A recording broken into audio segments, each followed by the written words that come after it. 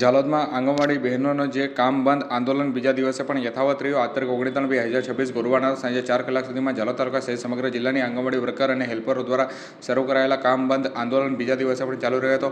બહેનો દ્વારા સરકાર સામે સૂત્રોચ્ચાર કરી પોતાની માંગણીઓ તાત્કાલિક સ્વીકારવા માટેની માંગ કરવામાં આવી હતી.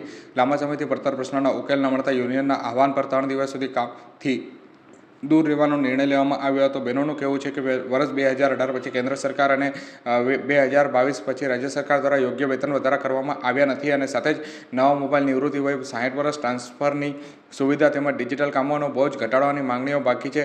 આ કામ બંધના કારણે આંગણવાડી સેવાઓ પર ગંભીર અસર પડી રહી છે. નાના બાળકોને મળતો પોષણ આહાર બંધ થતાં કુપોષણનો ખતરો વધ્યો અને ગર્ભવતી અને ધાત્રી માતાઓને મળતી આરોગ્ય અને માર્ગદર્શન સેવાઓ પણ ખોરવાઈ ગઈ છે. ત્યારે કહી શકાય કે જે આંગણવાડી બહેનો દ્વારા માંગ કરવામાં આવી છે અને ચીમકી પણ ઉચ્ચારવામાં આવી છે, તો જો તેમની માંગણીઓનો તાત્કાલિક ઉકેલમાં નહીં આવે તો આંદોલન વધુ ઉગ્ર બનાવવામાં આવશે.